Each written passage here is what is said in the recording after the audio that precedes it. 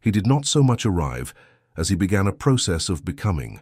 The act of returning to this place was never a sharp, defined event marked on a clock, but a slow, graceful transition, like a watercolor bleeding into paper, its edges softening and its colors deepening with each passing moment. The city, a magnificent and terrible engine of commerce and ambition that he had once commanded, did not release its grip on him all at once. Its hold was something that had to be patiently unwound, like a tightly coiled rope. The journey from the heart of its steel and glass canyons to the quiet tree-lined street of his home was a physical distance, yes, but more profoundly, it was a journey inward. It was a pilgrimage through layers of sound and light, each mile a shedding of a skin, a letting go of the man the world knew to make space for the man only this garden knew. The car, an insulated capsule of silence and comfort, moved through the city's arteries, but his awareness was already detaching, beginning the slow, sacred work of attunement to the sanctuary that awaited him. The very first touch of this sanctuary upon his senses was always the light. It was not merely the illumination of a late afternoon. It was an active substance, a physical presence with weight, texture, and a profound ancient character. It was a light that had performed the day's labor and was now settling into a state of graceful repose. It did not shine. It seeped into the world, a slow, viscous tide of liquid gold and amber.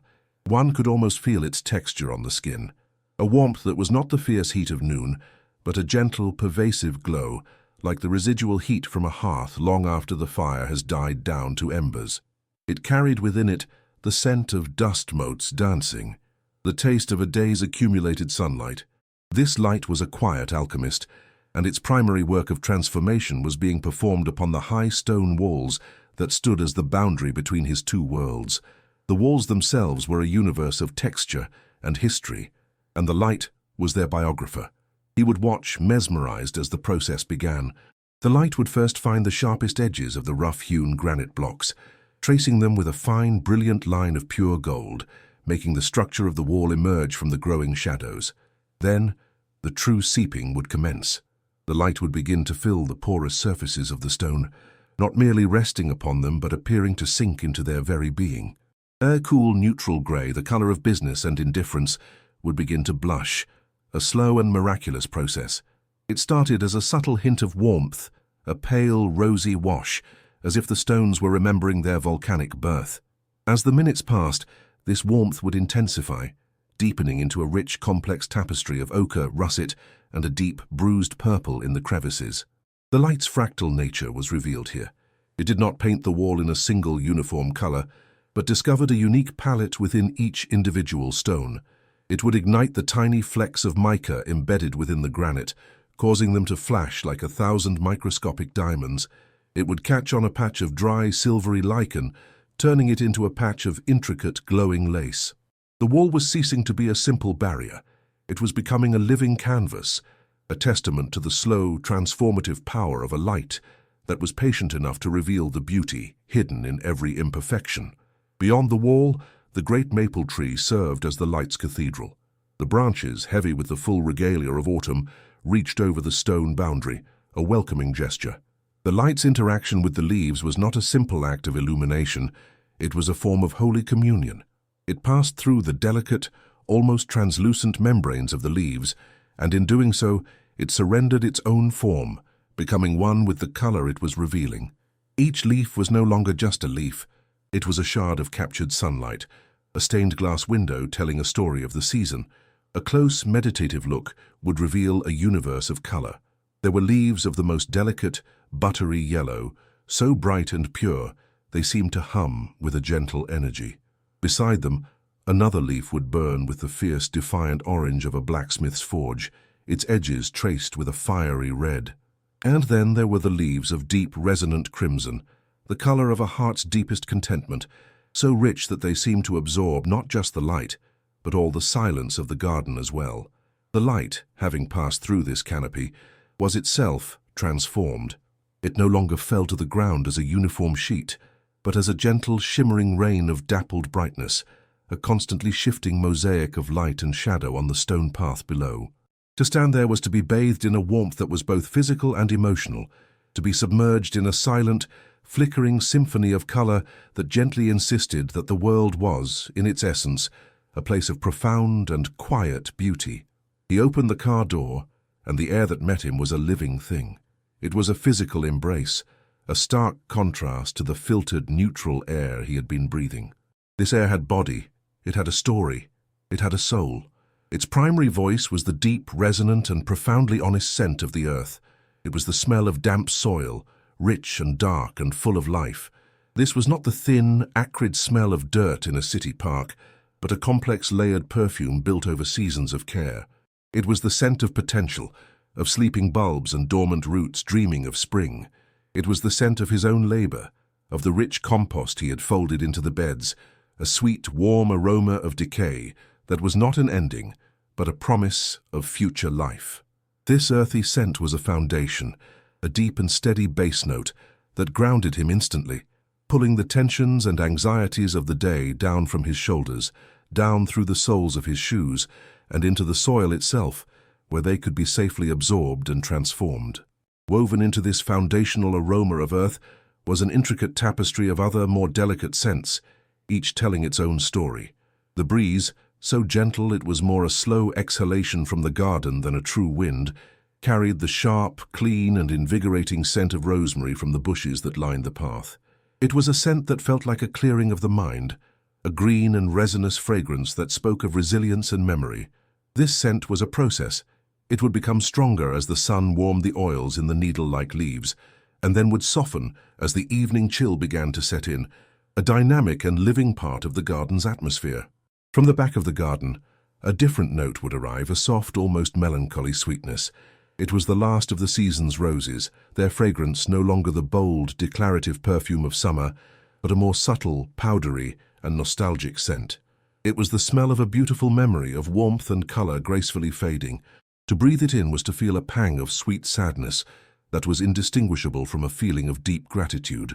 And beneath it all, binding every other scent together, was the clean, vital, and ever-present smell of chlorophyll, the green scent of life itself, the collective breath of thousands upon thousands of leaves, each one quietly performing its miracle of turning light into life. Each inhalation was a conscious act of drinking in this place, of allowing its complex peace to fill him from the inside out. The silence that enveloped him was as rich and textured as the air. It was not a void, not an absence of noise, but a vast and gentle presence that created the space for true sounds to be heard. The silence was a vessel, and within it the garden's subtle symphony could unfold.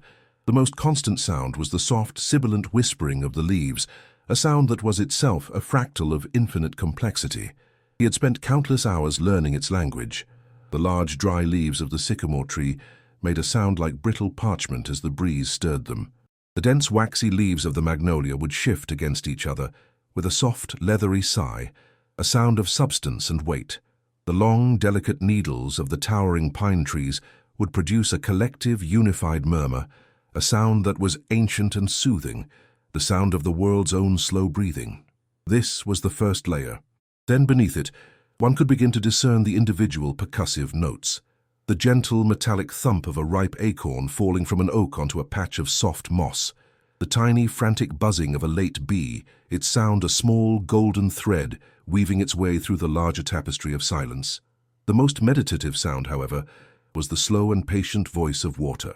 From a corner of the garden, hidden amongst ferns and moss-covered stones, came the gentle, continuous sound of a small, recirculating stream he had built.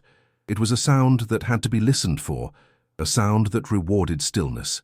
And like everything else here, it was not a single sound but a whole vocabulary. There was the clear, bell-like plink of a single drop falling from a fern frond onto the surface of a small pool. There was the soft, muffled gurgle of the water as it found its way around a smooth, rounded stone. There was the constant, gentle murmur of the main flow, a sound so steady and so peaceful that it seemed to sync with his own heartbeat, gently persuading it to slow down, to abandon its frantic city rhythm, and adopt the patient, eternal pace of water flowing over stone. This collection of sounds was the voice of the silence itself. It did not break the peace. It was the audible manifestation of that peace, a clear signal that he had finally entered a realm where the small, quiet, and beautiful things were given the space they needed to be heard. He stood for a long time just inside the gate, allowing these layers of light, scent, and sound to wash over him, to cleanse him, before taking a single step further into his sanctuary. The short walk from the gate to the front door was a journey in itself, a final, gentle buffer between the garden and the house. His feet, clad in heavy, sturdy boots, found their rhythm on the worn stones, each step a quiet, percussive note in the garden's symphony of silence. He approached the great oak door, a structure as solid and reassuring as the garden walls. His hand, now cool from the evening air, reached into the pocket of his heavy tweed coat. The search for the key was not a frantic rummaging, but a slow, tactile exploration. His fingers moved past the smooth, cool surface of a river stone he had picked up on a walk days before, past the soft, worn leather of his wallet until they found the familiar, intricate shape of the house key. It was old, made of heavy brass, its edges softened by years of use, its surface holding a faint, metallic scent that was intertwined with the fabric of the pocket itself. The act of unlocking the door was a slow and deliberate ritual, a process unfolding in time. He did not simply insert the key. His fingers first traced the cool, ornate iron of the keyhole plate, its surface a landscape of hammered divots and swirling patterns.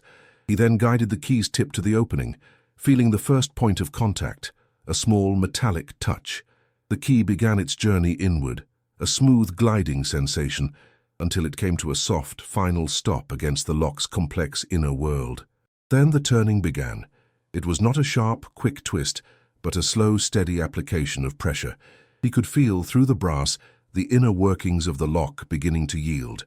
There was a series of tiny, almost inaudible clicks, the sound of pins aligning themselves, of tumblers falling gracefully into place. It was the sound of a private language, a secret conversation between the key and the lock. Finally, with a low, resonant and deeply satisfying thunk, the heavy bolt retracted, a sound that seemed to echo not in the air, but in the very bones of the house. It was the sound of permission, of the house granting him entry into its warm, quiet heart. The door did not swing open. It yielded. Pushed by the gentle pressure of his hand, it began a slow, majestic sweep inward. It moved on old, silent hinges, its great weight seeming to displace the very air within the entryway. As the gap widened, the atmosphere of the house reached out to embrace him. It was a different world of scent from the garden.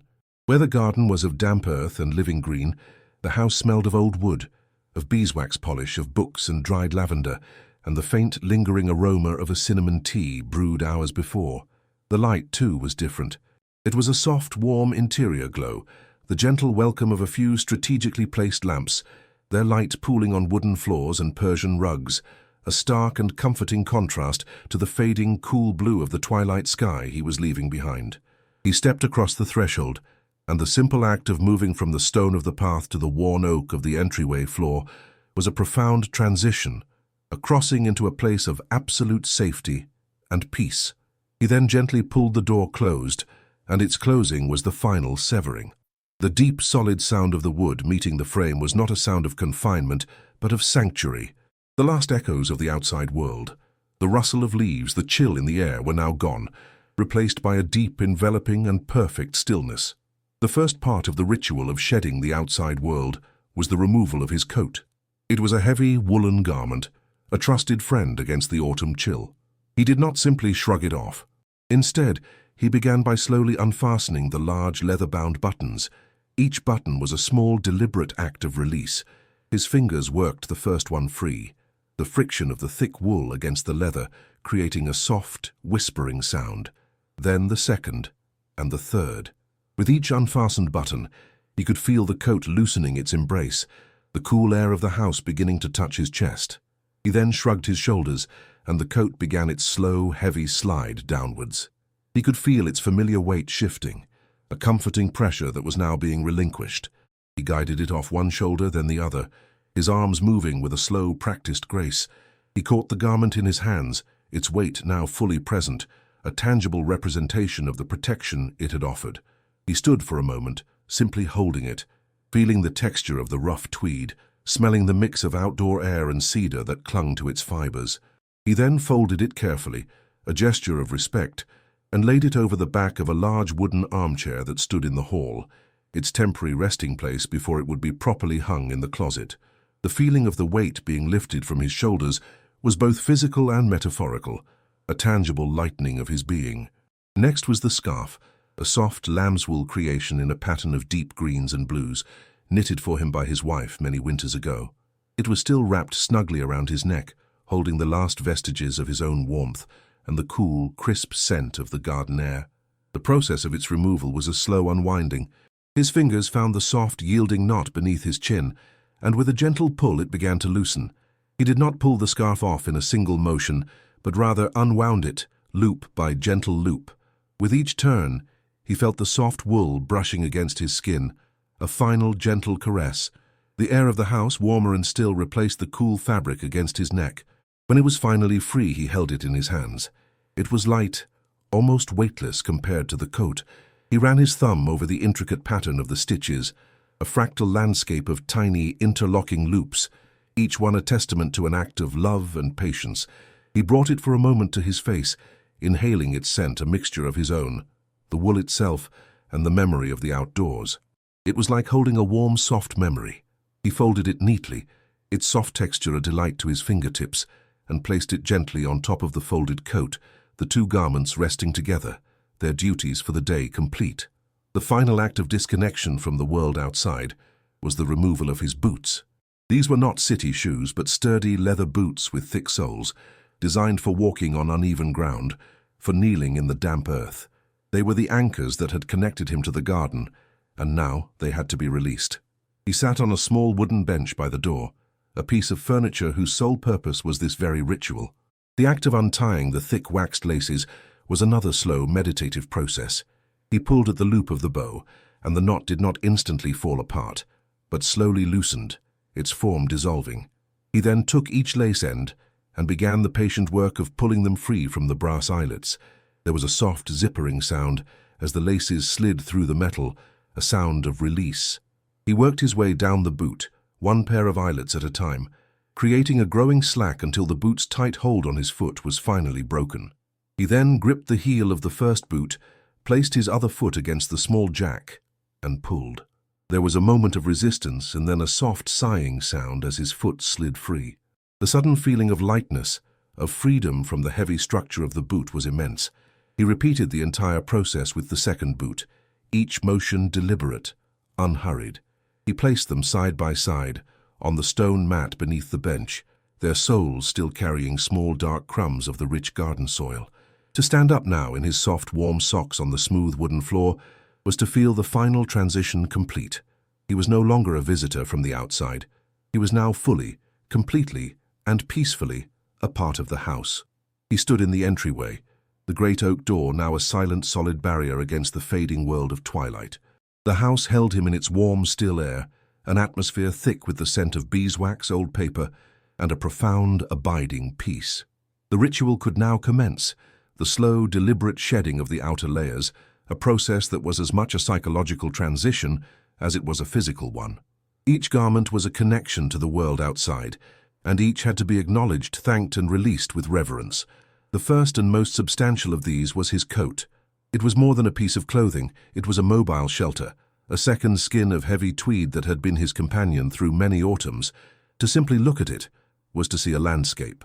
The fabric was not a flat, uniform brown, but a complex and living tapestry, woven from 1,000 threads of mossy green, peaty earth, and the pale gold of winter sunlight. From a distance, it appeared as a single harmonious color, but up close, it resolved into a fractal universe of detail.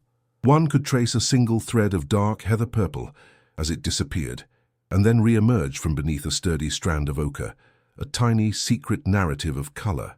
The texture was honest and robust, a slightly coarse surface that spoke of its woolen origins, of windswept hills and resilient sheep.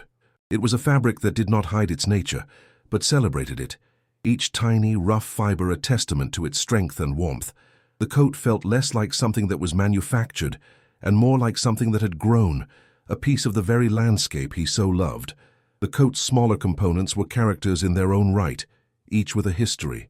The 3 large buttons that secured the front were not plastic, but were fashioned from thick, dark leather, intricately knotted into a sturdy, rounded shape. The leather was worn smooth in the center from the passage of his fingers over the years, its surface holding a soft, dull sheen. The edges, however, still showed the grain of the hide, a miniature map of cracks and stresses that spoke of its resilience. The buttonholes, too, were not simple slits, but were reinforced with a thick, hardy thread, the stitches a testament to a craftsman's care. To unbutton the coat was to interact with this history. Then there was the lining, a secret luxury hidden within the rugged exterior. It was a slip of dark, silky satin, its coolness a surprising and delightful contrast to the wool. It made a soft, sibilant sound when he moved, a private whisper of comfort.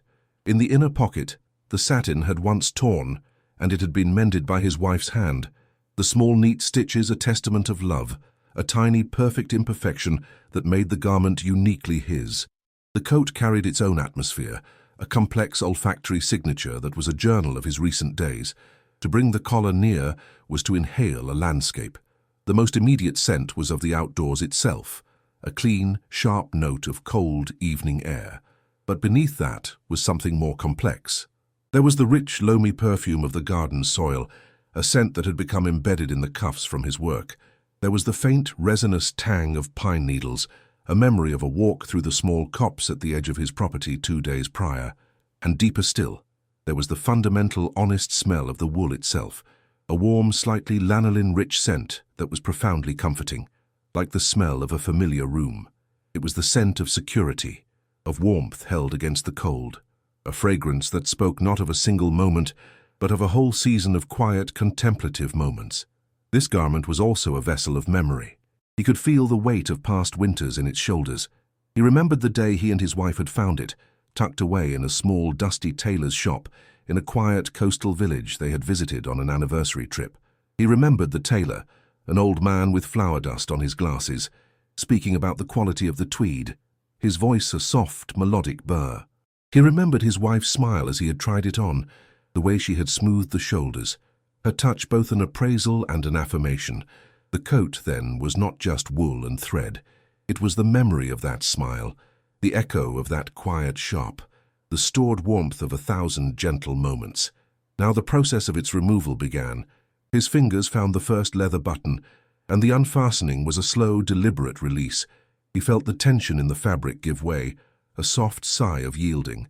Then the second, and the third. The coat parted, and he shrugged his shoulders, allowing the great weight to begin its slow, heavy slide down his arms. He caught it, folded the venerable fabric with a practiced and respectful motion, and laid it upon the great wooden chair in the hall, its duty done. Next was the scarf, a softer, more intimate layer of protection. It was a long rectangle of the finest lamb's wool, and its texture was a universe of gentle sensation.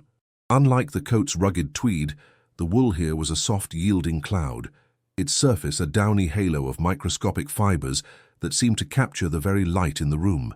The pattern was a simple, elegant tartan of deep forest greens and dark ocean blues, the colors bleeding softly into one another at their intersections. It had been knitted for him by his wife, and it was a map of her affection. He could trace the path of the yarn with his fingertip, feeling the rhythm of the stitches, the almost imperceptible variations in tension that were the signature of a human hand, a landscape of loving imperfections that no machine could ever replicate. To touch it was to feel a conversation, a story told in wool and time. Its scent was more personal, more intertwined with his own being. It held the clean, cool scent of the evening air, but it had also absorbed the warmth from his own skin, and so it carried a faint, familiar fragrance that was uniquely his. This scent was mingled with a whisper of the soap his wife used, a soft lavender note that must have transferred from her hands as she had folded it for him that morning. To hold it to his face was to inhale a profound sense of domestic peace, a feeling of being known and cared for. It was a tangible piece of their shared life.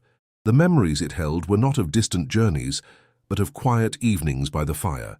He could see her, in his mind's eye, sitting in her favorite armchair, the wooden knitting needles clicking together in a soft, meditative rhythm, her brow furrowed in gentle concentration as the scarf grew row by loving row in her lap.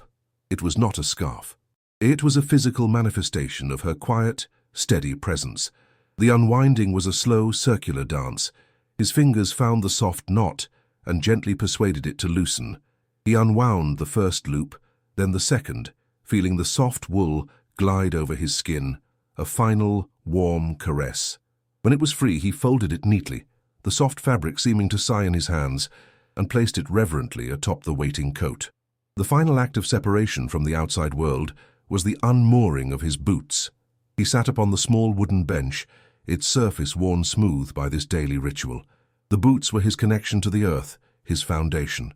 They were made of thick, oiled leather, the color of dark, rich soil. The surface was not a pristine, polished thing, but a historical document. A long, pale scuff mark on the right toe told the story of a rock he had dislodged while building the stream. A series of fine, deep creases across the instep was a map of the thousands of times he had knelt in the dirt to tend to a delicate seedling. The leather itself had a deep, rich smell, a combination of the hide, the waterproofing wax he applied so carefully, and the ever-present ghost-like aroma of the garden soil. The thick, waxed laces were like sturdy vines, and the heavy brass eyelets they were threaded through were like anchors. The soles were thick and deeply treaded, and within their canyons they carried small precious relics of his day's work. A few dark, almost black crumbs of the compost-rich soil, a tiny crushed fragment of a fallen leaf, a single microscopic grain of sand. These were not dirt to be cleaned away, but sacred particles, a small tithing from his sanctuary. The process of their removal was the final formal act of letting go. He did not simply pull the laces undone, he untied the sturdy knot and then began to unthread them, one eyelet at a time. The sound was a soft, leathery zip, a sound of gradual release. With each loosened lace, he could feel the boot's rigid, protective hold on his foot beginning to soften, to dissolve. When the laces were fully slack, he placed his heel on the small wooden jack and pulled. There was a moment of firm resistance, the boot clinging to its duty, and then a long, soft sighing sound as his foot slid free from its leather shell.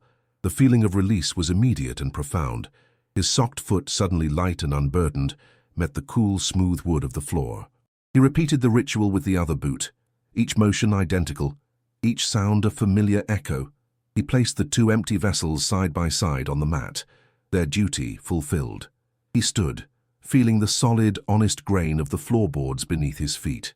The weight of the world, carried in the tweed of his coat, the wool of his scarf, and the leather of his boots, was now fully laid down. He was no longer of the garden, but of the house. He had arrived. He was home.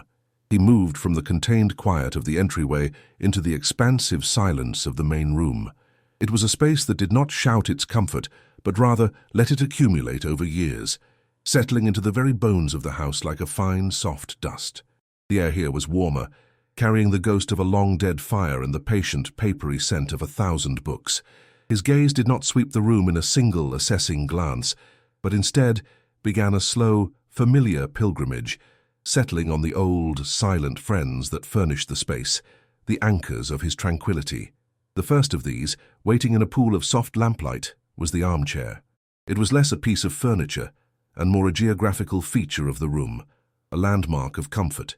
Its form was one of generous, deep-seated welcome, a shape that had been sculpted not only by its maker, but by decades of use, by thousands of hours of quiet repose. The chair was upholstered in a deep chestnut-brown leather, and its surface was a testament to a life well lived. It was not the slick, uniform sheen of newness, but a complex and beautiful map of time, a fine, intricate web of cracks, like the delicate veins of a leaf, spread across the areas of most wear, on the seat, and the generous sweep of the back. These were not flaws. They were laugh lines, worry lines, the physical record of 1,000 moods and moments. To run a hand over the leather was to feel this history. The surface was impossibly soft, worn to the texture of the finest suede, and it held a gentle, constant warmth, as if it had stored the heat of every person who had ever found solace within its embrace. The chair's structure was as honest as its upholstery. The great rounded arms were fashioned from a dark, solid wood, and they too told a story.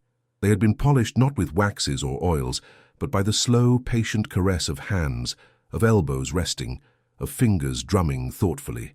The wood glowed with a deep internal luster, a patina that could only be earned through time and touch. At the point where the arms met the body of the chair, a series of small brass studs were arranged in a neat, formal line. Each stud head was slightly different, its surface dulled and softened, its original bright shine now a muted, gentle gleam. One of them was slightly askew, a tiny, perfect imperfection that his thumb would always unconsciously find. a small, familiar anchor in the tactile landscape of the chair. And then there was the cushion, a great, deep pillow that had long since surrendered any pretense of plumpness. It had molded itself perfectly to the contours of his body, creating a depression, a nest that was his and his alone.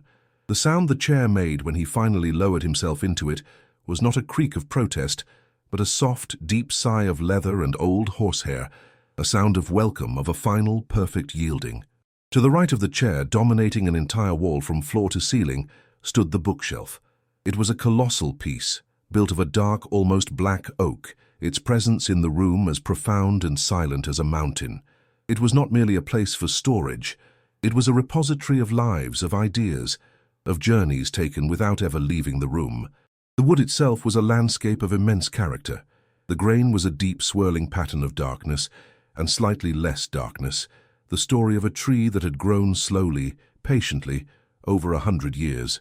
The surface was marked with the tiny nicks and almost invisible scratches of a long life, each one a memory of a book being hastily pulled or clumsily reshelved, a history of enthusiasm and discovery. The shelf exuded a scent that was unique in the house, a rich, complex perfume of aged paper, brittle glue, and the faint, sweet smell of decaying leather from the spines of the oldest volumes. It was the smell of time itself, of human thought preserved against the relentless tide of forgetting. The books themselves were not a pristine, curated collection. They were a living, breathing population. They were organized not by any formal system, but by an internal logic of affection and use. On the lower shelves, great heavy art books lay on their sides, their glossy pages a silent riot of color. Higher up, a long, meandering line of novels stood shoulder to shoulder, their spines a chaotic but harmonious jukebox of colors and fonts, from the elegant faded gold leaf of the classics to the bold, bright graphics of more modern tales. Many had the corners of their pages softened and curled from years of being held by tired hands. Some had small, almost invisible scraps of paper peeking from their tops, marking a passage that had once resonated, a thought that someone had wanted to save. And on the highest, hardest-to-reach shelves were the books from his former life, the thick, sober volumes on economics and market strategy, their surfaces now veiled in a soft, respectful layer of dust, their hard-won knowledge now peacefully dormant like sleeping dragons. The bookshelf was not a collection of objects. It was the physical manifestation of his own mind, a silent, multi-layered autobiography. And at the heart of the room, waiting patiently for the coming of winter, was the fireplace. It was a vast hearth of dark river stone, its scale more suited to a medieval hall than a modern home. Even when cold and empty, it was the room's gravitational center, a place of immense and quiet power. The stones were a mosaic of deep grays, blacks, and dark mossy greens, fitted together with a craftsman's intuitive skill. Their surfaces were rough and honest, cool to the touch, and they seemed to absorb the light and sound of the room, contributing to its profound sense of peace. The inside of the firebox was a deep velvet black, a cave of soot that told the story of 100 winter fires. The blackness was not uniform. In places it was a dark matte color, while in others, where the flames had danced with particular ferocity, it had been baked into a hard, almost glossy sheen. The faint, sharp, beautiful smell of old wood smoke and ash emanated constantly from its dark opening, a scent that was a promise of future warmth, a memory of past comfort. Resting inside was a heavy, wrought-iron grate, its surface pitted and warped by the heat it had endured. It was a simple, functional object, but its sturdy, unadorned form possessed a kind of stark, unyielding beauty. It was an altar, waiting for its offering. He sat in his chair, embraced by the ancient leather, watched over by the silent wisdom of his books, and anchored by the steadfast presence of the hearth. He had not just entered a room, he had entered a state of being. He was home. He passed through the archway, moving from the preparatory stillness of the hall into the deep, resonant silence of the main room. This was the sanctuary within the sanctuary, a space curated not by design, but by the slow, gentle accumulation of a life. The air itself was different here, heavier and warmer, saturated with the faint, spectral scent of wood smoke from winters past, the dry, sweet perfume of aging paper, and the almost imperceptible waxy aroma of polished wood. His gaze did not rush to take in the room as a whole, but instead began a slow, familiar pilgrimage, allowing his attention to drift and settle upon the first great anchor of his piece. The armchair. It stood in a waiting pool of soft yellow light from a tall standing lamp, not merely occupying space, but commanding it with a quiet gravitational pull. It was less a piece of furniture and more a silent, steadfast companion, its entire form a gesture of open-armed welcome. The design was one of generous, profound comfort, with a high back that promised support and deep, wide arms that offered refuge. The chair was upholstered in a thick, supple leather the color of dark, rich chestnuts, but to call it simply brown would be a disservice to the universe of tones and textures that resided on its surface. It was a living map of time. Across the broad expanse of the back and seat, a fine, intricate web of tiny cracks had formed, a delicate filigree that caught the light, telling not of damage, but of a long and loving history of use. These were not flaws. They were the physical embodiment of thousands of hours of thought, of worry, of quiet contentment, the chair's own wrinkles earned through a life of faithful service. To touch the leather was to read this history with one's fingertips. The primary surfaces, where bodies had rested, were worn to an impossible, velvety softness, a texture that felt more like a natural substance than something manufactured. The leather held a constant, gentle warmth, as if it had absorbed and stored the body heat of every soul who had ever sought solace within it. Its scent was a complex and layered perfume. The dominant note was the rich, earthy smell of the tanned hide itself, but woven within it were other, more subtle threads, the ghost of a fine pipe tobacco smoked by his father in this very chair 30 years ago, a scent that had seeped into its very soul.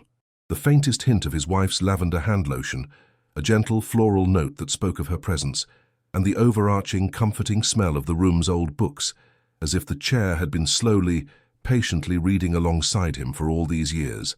The sound it made was its own language.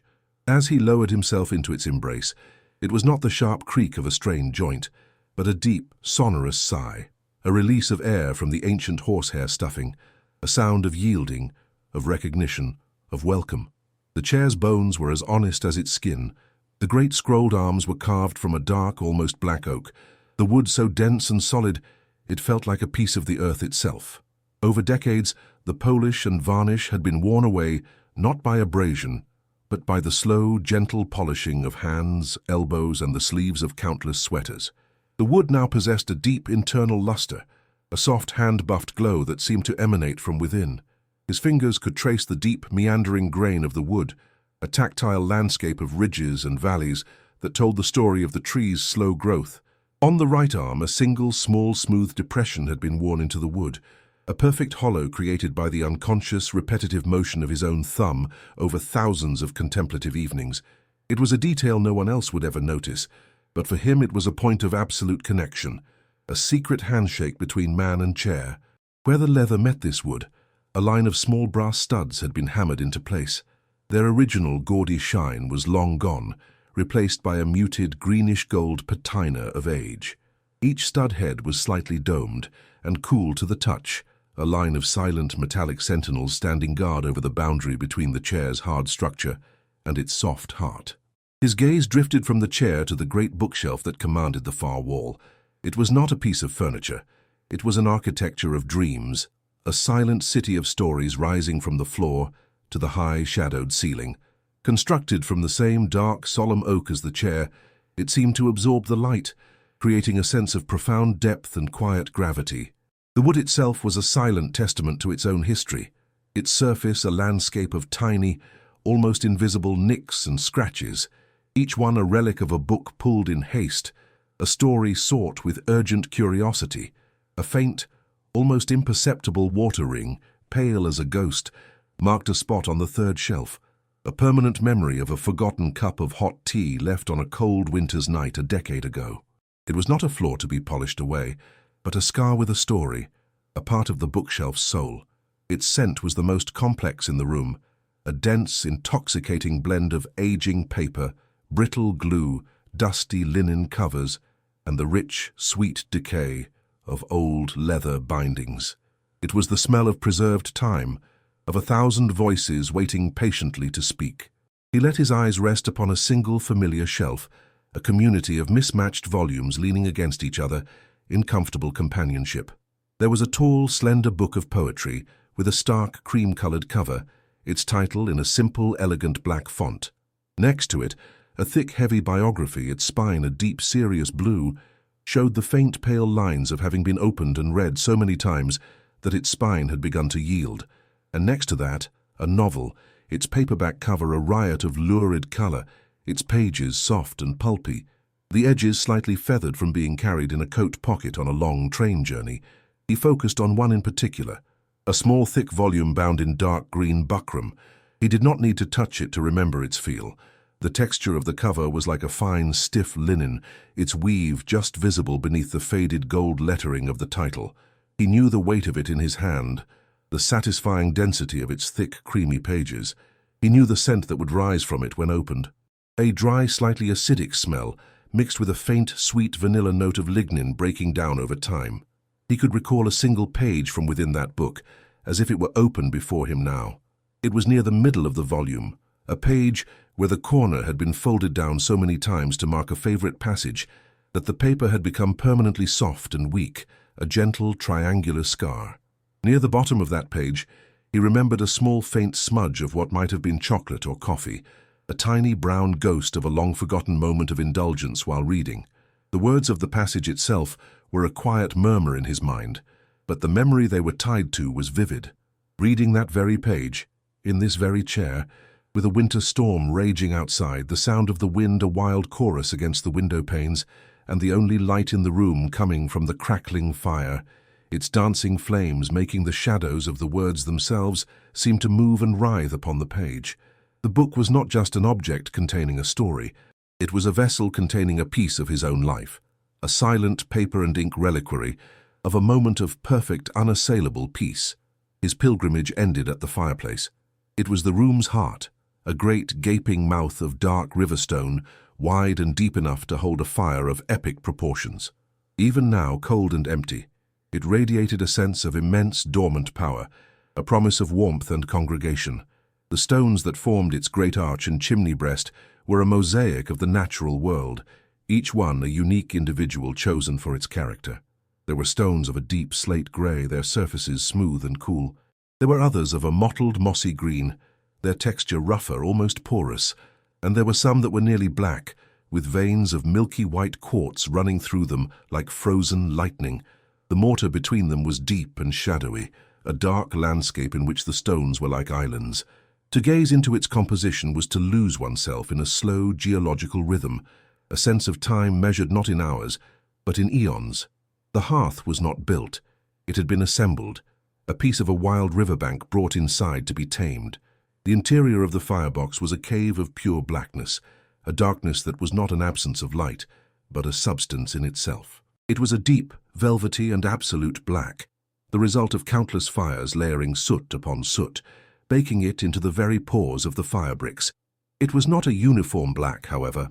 In the back, where the heat had been most intense, the soot had been transformed into a hard, glossy, almost crystalline shell, which would catch the lamplight and reflect it with a dull, obsidian gleam.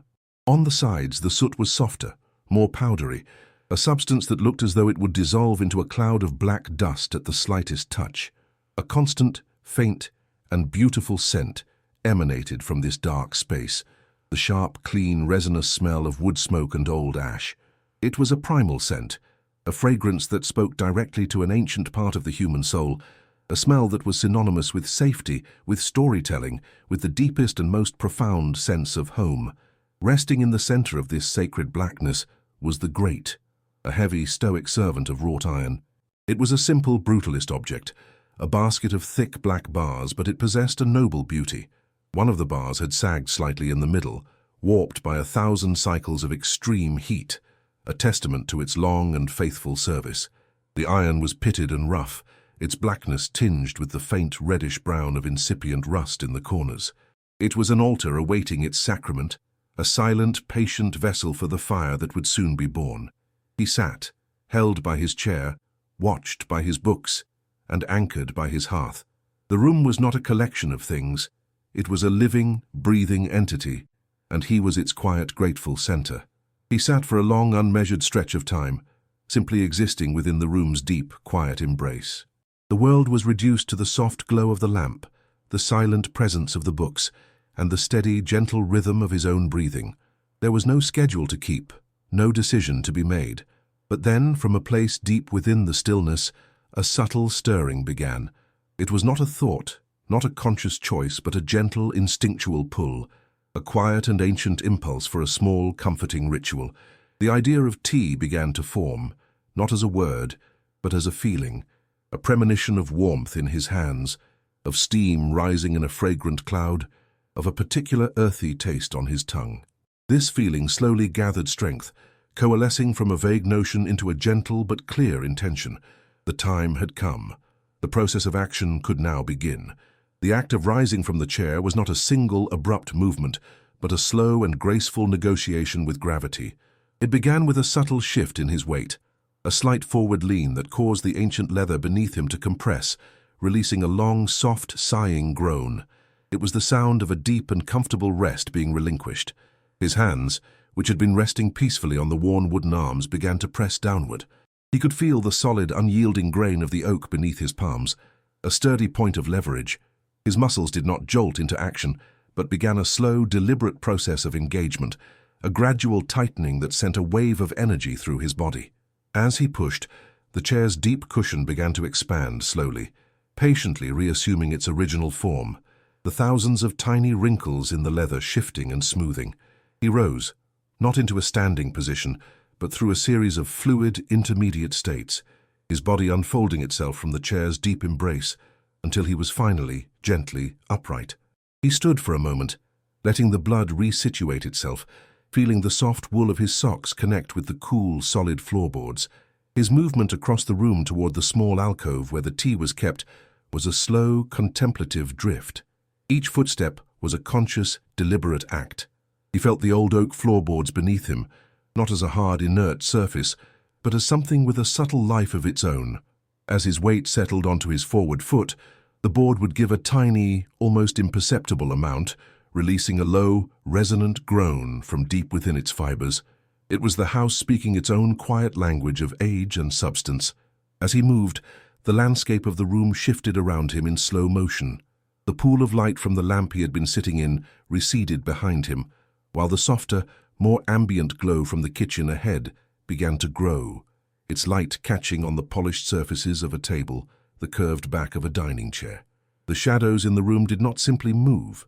They stretched and contracted, flowing like dark water around the islands of furniture, his own shadow a long, silent companion preceding him on his journey. He arrived at the tall, narrow cabinet that served as his tea pantry.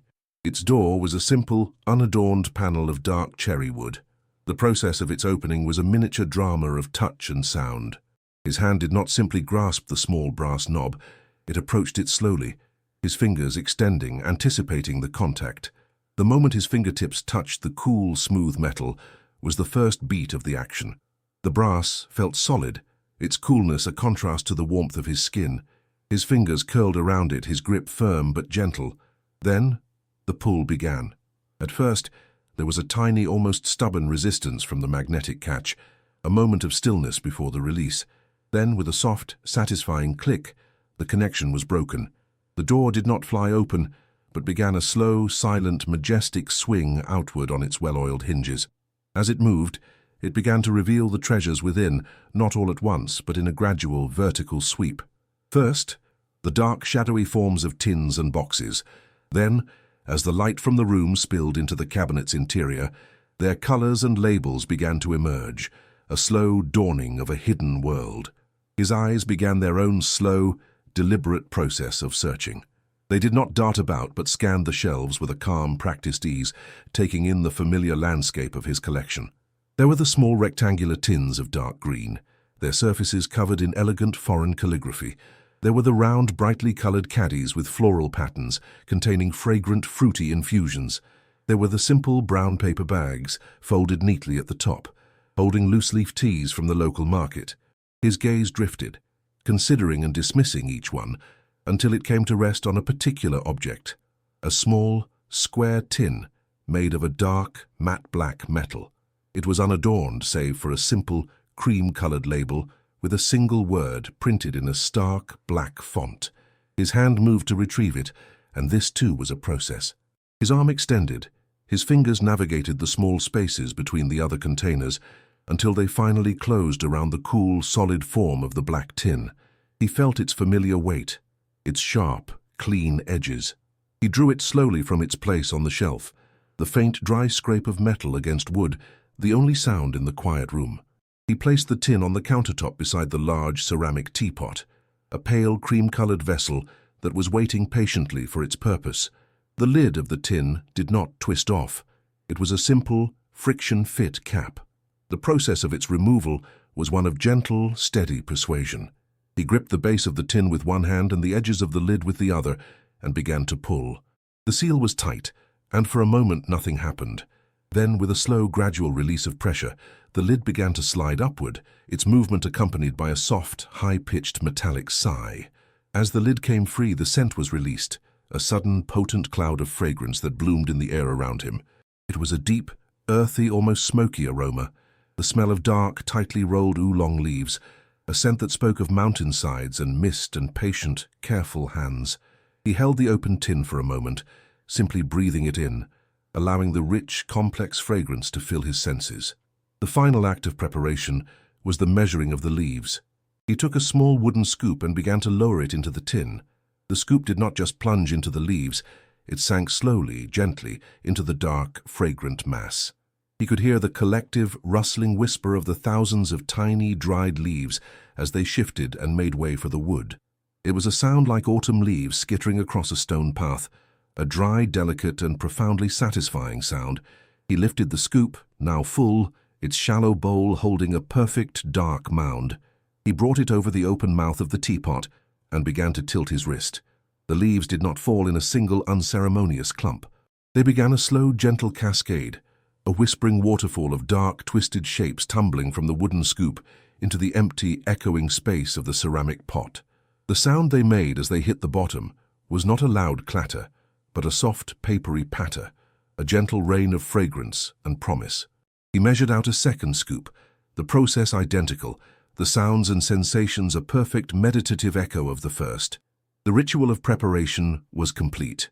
The focus was now serene, the stage perfectly set for the final, transformative element, the water. The stage was set, the small, dark leaves lying in their ceramic vessel like sleeping dragons awaiting a call to wake. Now came the part of the ritual that belonged not to objects, but to him.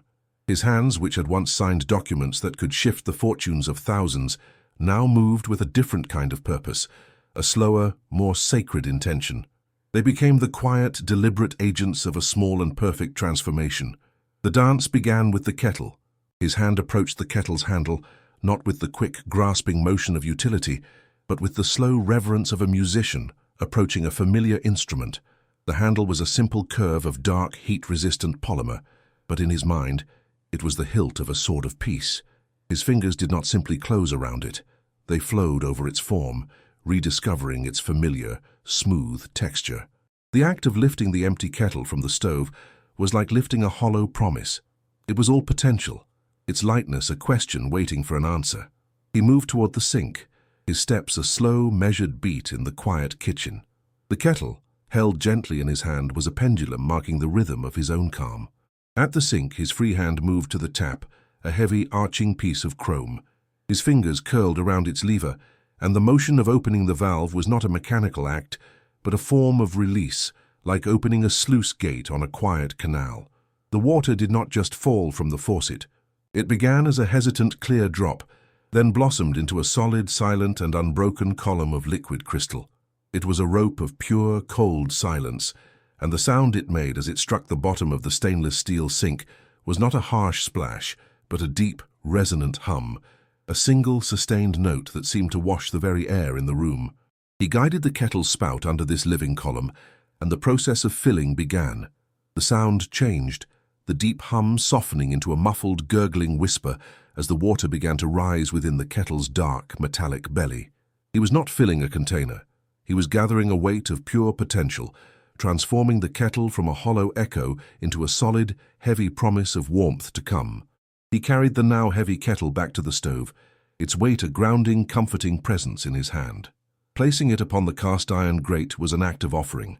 The metal of the kettle met the metal of the grate with a soft, final, metallic sigh, a sound of settling of purpose found.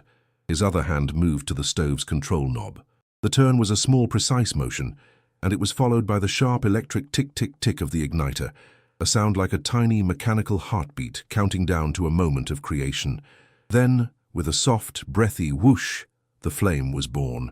It was not a fire, it was a blue ghost, a silent, dancing blossom of pure energy that bloomed beneath the kettle.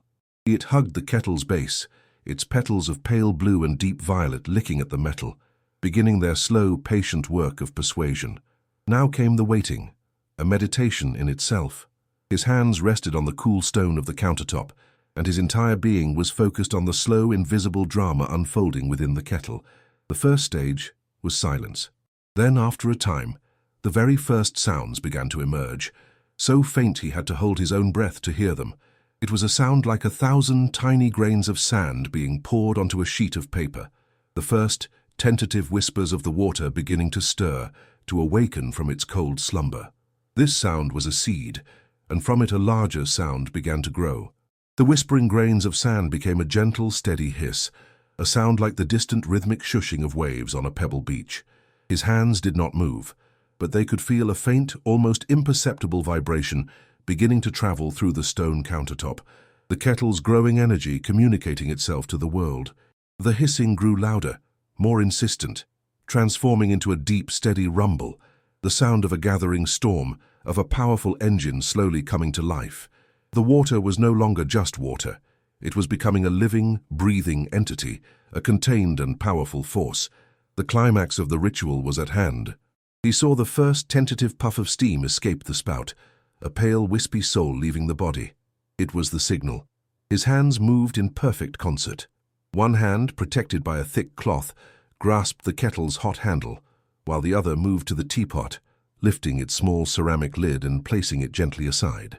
The act of lifting the kettle, now a vessel of roaring liquid heat, was a careful balancing of immense power. His muscles were not tense, but engaged, his movements fluid and economical. He brought the kettle's spout to hover over the open mouth of the teapot. For a moment, nothing happened. The world seemed to hold its breath. Then he tilted his wrist. The water that poured forth was not water. It was a bridge of pure, shimmering light, a perfectly clear and silent arc of liquid heat that connected the world of raw energy with the world of quiet potential. The stream was a living thing, a liquid serpent of steam and light that plunged into the dark heart of the teapot. The moment it touched the sleeping leaves was a moment of violent and beautiful transformation. A great, billowing cloud of steam erupted from the pot, a dragon's breath, fragrant with the deep, earthy scent of the oolong leaves being shocked into life. The sound was a sudden, fierce, hissing chorus, a symphony of 1,000 tiny screams of release as the hot water embraced the dry leaves. He watched, mesmerized, as the leaves themselves began their slow, magical dance within the swirling water. They did not simply become wet.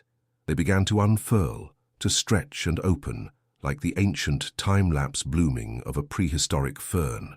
The tightly rolled pellets, which had been holding their essence in a state of suspended animation, began to surrender their secrets. A deep amber color, the color of old whiskey and autumn afternoons, began to bleed from them, a cloud of liquid shadow that swirled and danced, slowly, inexorably, turning the clear water into a rich, fragrant elixir. His hands held the kettle steady until the pot was full, until the hissing softened to a gentle murmur. He then slowly, deliberately, drew the stream of water back, leaving a final, perfect drop to hang from the spout, before pulling it away. The dance was over. The magic was done. The teapot waited, a silent vessel holding its dark, sleeping promise. The ritual now shifted from the choosing of things to the doing of them, and the instruments of this doing were his hands. They rested for a moment on the cool countertop, palms down, and in that simple posture they contained a universe of history. These were not the hands of his youth, smooth and untested, nor were they the hands of his middle years, hands that had gripped pens in boardrooms, that had gestured with authority, hands that bore the faint, pale scars of 1,000 paper cuts from contracts and reports. These were hands that had been remade. Their landscape was now a testament to a different kind of labor. The skin on the palms was thicker, calloused from the handles of spades and rakes, yet the fingertips remained sensitive, capable of discerning the delicate tremor of a new seedling beneath the soil. A long, thin, silvery scar ran across the back of his left hand, a memory of a slip with a pruning shear, a mark not of failure, but of engagement with the living world. The veins stood out like a river delta, a map of the blood that had warmed them through 60 winters. They were tools of immense power, not for commanding others, but for a quiet, deliberate collaboration with the earth, with water, with fire. The dance began. His right hand lifted from the counter, not quickly, but with a sense of purpose, as if rising through a thick, invisible medium. It moved toward the electric kettle, a simple object of spun stainless steel, yet his hand approached it as if it were an artifact. His fingers did not snatch at the handle, but first hovered above it, a moment of silent acknowledgement. The handle was a curve of smooth black polymer, and as his fingers finally made contact, they did not just grip. They enveloped it, rediscovering its familiar, ergonomic form. This simple curve was a marvel of quiet design, a shape that invited the hand to hold it with both security and ease. To hold it was to feel a sense of rightness, of a tool perfectly suited to its task. The lifting of the kettle was a study in lightness, its hollow metallic form feeling almost weightless, a vessel of pure potential. He carried it to the sink, his arm a steady, living crane, his movements fluid and unhurried, each step a soft, deliberate beat in the profound silence of the kitchen. At the sink, his other hand rose to meet the faucet, a tall, elegant arch of polished chrome. The surface was like a cool, placid mirror, reflecting a distorted miniature version of the room in its convex sweep. His fingers made contact, and the sensation was one of absolute smoothness and a deep mineral coldness, a feeling that seemed to speak of the water that lay dormant within. He did not flick the lever, but applied a slow, steady pressure, and the faucet answered not with a gush but with a gradual, controlled release. The water began its journey, emerging from the aerator not as a chaotic splash, but as a perfectly formed silent cylinder of liquid, a column of spun glass that seemed to hold the light within it. He guided the kettle's spout into this living stream, and the first act of transformation began. The sound was the key. The first impact of the water on the metal floor of the kettle was a single, clear, percussive note, like a bell struck once in a vast empty hall. This pure sound was then immediately enveloped, softened into a deep, resonant hum as the water began to pool. As the water level rose, the pitch of this hum began to change, climbing slowly, note by subtle note, up an invisible liquid scale. He was not merely filling a container, he was listening to a song of increasing fullness, a quiet hymn to the gathering of substance. He felt the weight in his other hand growing, a tangible manifestation of the potential he was accumulating. The lightness was gone, replaced by a satisfying, grounding heft. He carried the now heavy kettle back to its base on the counter. The movement was slower now, more deliberate, respectful of the contained power he now held. The kettle met its electric base with a soft, precise click, a sound of connection, of a circuit being completed. His finger then moved to the switch. The switch itself was a small translucent tab of plastic, and the act of depressing it was a moment of quiet initiation. There was no great sound, only another softer click, and a tiny red light that bloomed to life at the kettle's base, a small glowing ember that signaled the beginning of the silent, invisible work within. His hands returned to the countertop, resting, waiting, becoming an audience to the drama of energy and water. The first stage was a profound silence, a period of unseen persuasion, where the heating element was imparting its fierce energy into the cold liquid. For a full minute, the only evidence of the process was that tiny, unwavering red light. Then, the first whispers began. It was a sound so faint it seemed to be on the very edge of hearing, a sound you felt in the bones of your hands on the countertop before you heard it with your ears. It was a microscopic, effervescent hiss, the sound of a billion tiny air bubbles being born on the hot surface of the element, the very first signs of the water's state beginning to change. This sound was the first verse of a growing chant. The whispers grew into a steady, sibilant rush, a sound like a gentle wind stirring a forest of dry leaves, or the rhythmic shushing of a distant tide on a sandy shore. It was the sound of movement, of a gentle but inexorable agitation. The vibration in the countertop grew stronger now, a steady, low-frequency hum that was both calming and full of anticipation. The rushing sound then began to deepen, its pitch lowering, gathering a new, more resonant and powerful voice. It was becoming a rumble, a sound from the belly of the kettle, the sound of a great sleeping creature beginning to stir in its lair. The water was no longer a passive element. It was becoming a force, a contained, chaotic and powerful body of pure energy. The rumble grew until it was a full, rolling boil, a miniature, controlled tempest whose roar filled the quiet kitchen. The moment of climax was signaled by the steam. A thick white plume erupted from the spout, not as a gentle wisp, but as a powerful, billowing exhalation. It was the kettle's soul made visible, a cloud of pure, hot energy that carried with it the clean, mineral scent of the heated water. The automatic switch clicked loudly, a sharp, percussive crack that cut through the roaring, and the world fell suddenly, dramatically silent. The contrast was breathtaking. Into this new, profound silence, his hands moved once more. One hand, now protected by a thick, folded cloth, took the kettle's handle. The heat radiating from the steel was a palpable aura, a shimmering, invisible presence. The other hand lifted the small ceramic lid from the teapot, its smooth, cool surface a stark contrast to the kettle's fierce warmth. He brought the kettle's spout to the mouth of the pot, a gesture of offering. He paused, a moment of perfect, suspended stillness. Then, with an infinitesimal tilt of his wrist, he began to pour. The stream of water that emerged was a perfect, unwavering, and utterly silent arc of liquid glass. For a moment, it seemed to be a solid, sculpted thing, a bridge of pure heat connecting the two vessels. Then it struck the dry leaves, and the world was filled with sound and scent. A great fragrant cloud of steam exploded from the teapot, a violent and beautiful blossoming. It was the scent of the dark oolong leaves being shocked into life, a deep, earthy and slightly smoky perfume that was intoxicating.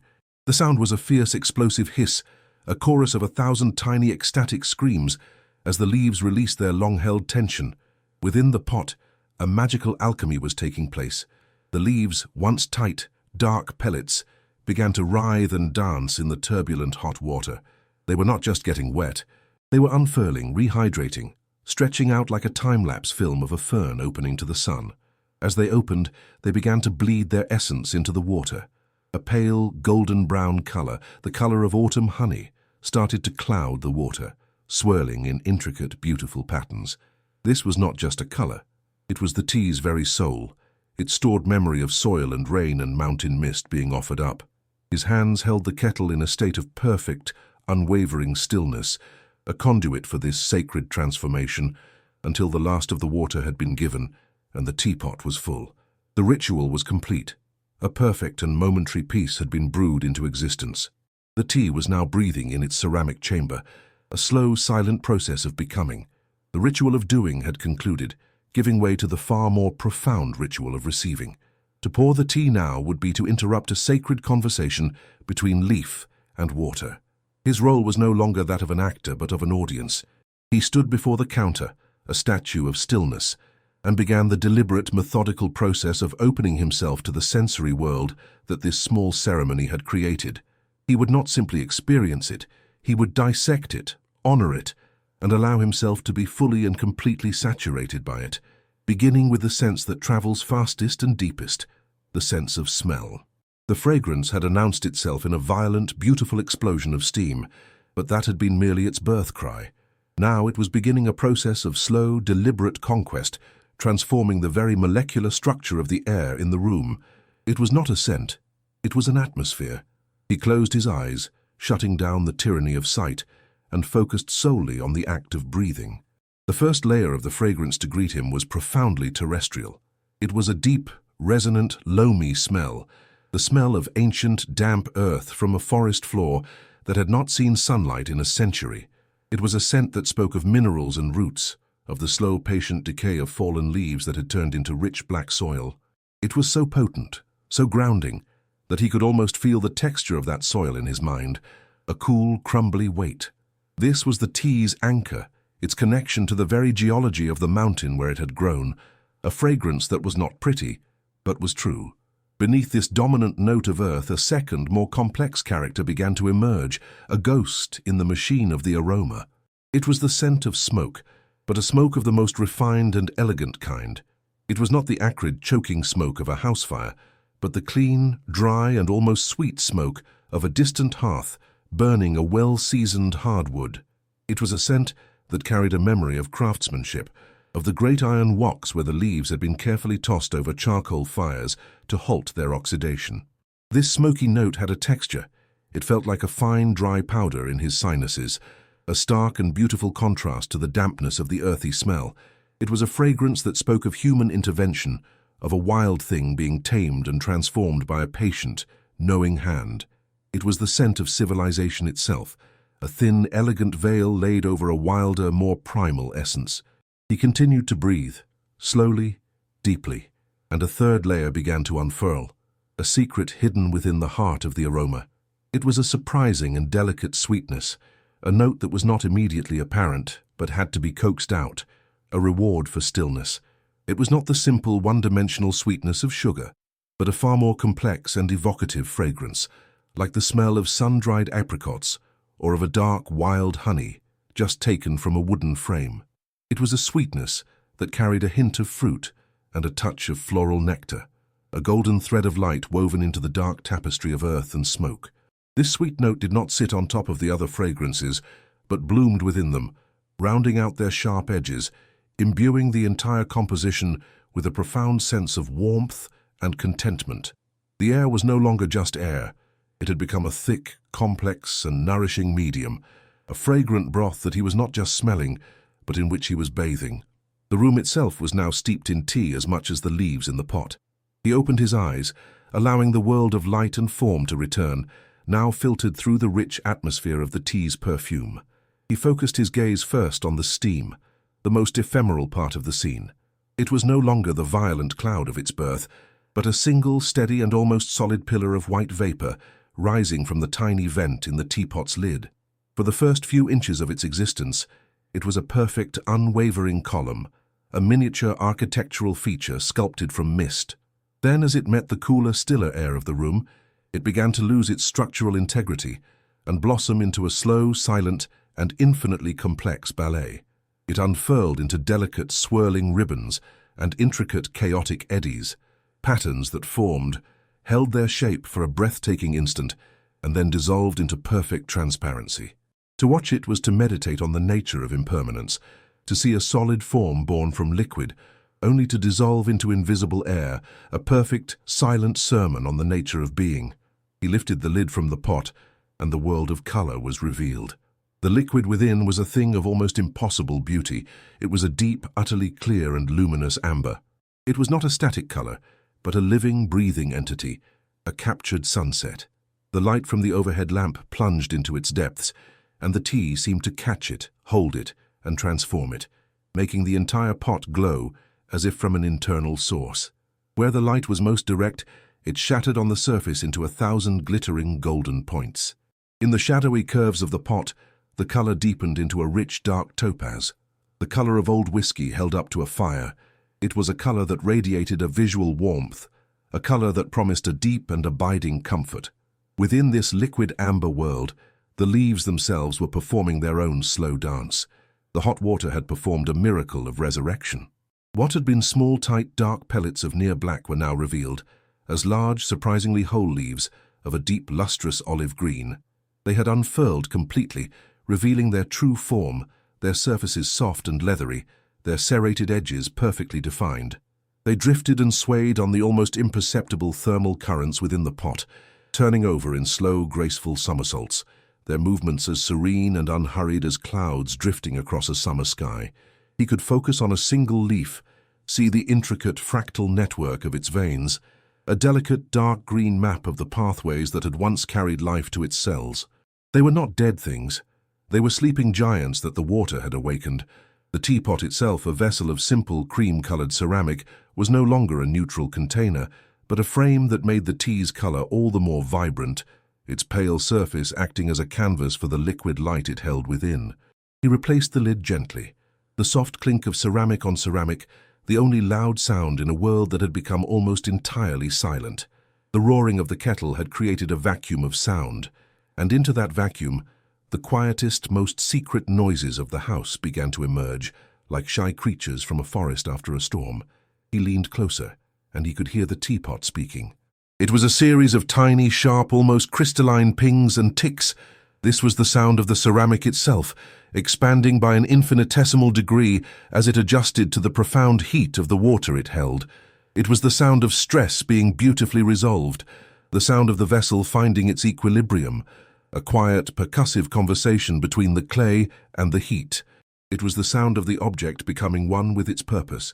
Then he focused his listening even further, trying to hear past the ceramic to the world within. And there it was, a sound so subtle it was almost a feeling, an almost subliminal, soft, wet, rustling sound. It was the noise of the unfurled leaves drifting against one another, the gentle friction of their soft, rehydrated surfaces. It was the sound of an underwater forest swaying in a gentle current, a sound that was so quiet, so peaceful, it seemed to bypass the ears and resonate directly in his chest, a vibration of absolute tranquility. His field of hearing expanded, outward from the pot to the room and then to himself. He became aware for the first time since returning home of the sound of his own body. He could hear the slow, steady, rhythmic double beat of his own heart, a soft, muffled drum that was the bass note of his existence. He could hear the sound of his own breathing, the long, slow, whispery intake of air, and the even slower, gentler sigh of its release. This was the rhythm of his own life, a sound he was usually too distracted to notice, but which was now the anchoring cadence of his reality. And from across the room, another rhythm joined his own. The old mantel clock, a quiet companion to his evenings, began to make its presence known. It was a gentle, wooden sound. The tick was a dry, precise, almost questioning sound. The tock was its softer, more resonant and final answer. It was the sound of time no longer chasing him, but walking peacefully alongside him. He shifted his attention to his hands, the instruments of the ritual, now poised to become the receivers of its final blessings. He did not touch the teapot directly. Instead, he flattened his palms and held them a few inches away from its curved sides, entering its field of energy. He felt it immediately, a gentle but persistent wave of radiant heat, a soft, invisible pressure against his skin. It was not a sharp, stinging heat, but a deep, penetrating warmth, a life-giving energy that seemed to soak into his hands, traveling up his arms and into his chest. It was the feeling of standing near a hearth, the feeling of pure, unadulterated comfort. He brought his face closer and felt this same warmth on his cheeks, carried by the humid, fragrant air, a gentle, thermal caress. He then allowed the fingertips of one hand to trail from the counter's edge, where they had been resting, onto the body of the teapot itself. The sensation was not of a single temperature, but of a gradient. The ceramic was deeply, intensely hot, a heat that was just on the edge of being too much, but was instead a point of intense, focused sensation. The heat was alive, seeming to pulse with a gentle thermal energy. He could feel, through his fingertips, the faintest vibration from the liquid within, a sense of contained power. He contrasted this by touching the cool, smooth stone of the countertop. The coolness was a shock, a grounding sensation that felt as ancient and as solid as the earth. It was a point of stability in a world of shifting, thermal energy. To move his fingers from the heat of the pot to the coolness of the stone was to travel between the two fundamental poles of existence, the fleeting, vibrant energy of the moment, and the deep, abiding stillness of geological time. Finally, with every other sense already saturated, he turned to the last and most intimate of them all. He had not yet tasted a single drop, but the experience of flavor had already begun, a ghost limb of sensation. The potent aroma filling the room had already sent its messengers to his palate. He could feel the back of his tongue and the inside of his cheeks responding, a subtle, anticipatory watering, the body's own quiet, physiological welcome for what was to come. He closed his eyes once more, and using the full power of his memory and imagination, he began to construct the taste in his mind. He imagined the small ceramic cup, its weight and warmth in his hands. He imagined lifting it, the fragrant steam caressing his face. He imagined the first tentative sip. He could almost feel the liquid heat, the primary and most immediate sensation, as it touched his lips and the tip of his tongue, a wave of pure warmth that would then spread like a slow-blooming flower through his entire body. Then he imagined the first layer of flavor, a clean, bright, slightly bracing astringency, a quality that would not be bitter, but would instead awaken and cleanse his palate, preparing it for the deeper complexities to come. He then built the second layer, the heart of the flavor. He imagined the rich, earthy taste, the dark mineral notes that would be a perfect liquid echo of the tea's primary aroma. He imagined the clean, smoky character that would dance around the edges of that earthiness, a flavor that was both grounding and sophisticated. And then, as he imagined the liquid passing over the back of his tongue, he anticipated the final magical act of the drama, the blossoming of that hidden sweetness. He knew it would not be present at the front of the mouth, but would emerge in the finish, a lingering, honeyed, apricot-like note that would be all the more beautiful for its delayed arrival. It was this evolution, this journey of flavor across the tongue, that was the tea's true gift. The taste he was anticipating was not a static thing, but a story, a short, beautiful narrative with a beginning, a middle, and a long, deeply satisfying end. The sensory immersion was complete. He had not just prepared a drink, he had participated in the creation of a small, perfect, and complete universe. And he reached for a small, simple cup, a vessel of pale celadon ceramic, whose coolness was a gentle shock against the warmth of his fingers. As he poured, the tea flowed in a silent, steady, amber stream, the fragrance blooming anew with the movement. He filled the cup only halfway, a small measure of perfect liquid heat. He did not drink. Instead, he cradled the small cup in both hands, bringing it close, not to his lips but to his chest, as if to warm his very heart. And the warmth that seeped through the thin ceramic wall was not just a physical heat. It was a specific and resonant frequency of comfort, a gentle, life-giving warmth that acted as a key, unlocking a door deep within him to a room that was always there, but not always open. The present moment, with its quiet kitchen and its fragrant steam, did not vanish, but became translucent, and through it another time, another warmth began to shine. The memory that rose was not a sharp, sudden image, but a slow, dawning sensation, beginning with the feeling of a different kind of warmth on his skin. It was the warmth of a late spring sun, a sun that had not yet acquired the fierce, interrogating heat of summer, but possessed a benevolent, nurturing glow. This sunlight was not a uniform wash of light, but a living, moving thing. It was being filtered through the high, mature leaves of the old oak tree in the garden, and it fell to the ground, not as a solid sheet, but as a shimmering, dappled cascade. It created a constantly shifting mosaic of brilliant gold and cool, green-tinted shadow on the grass.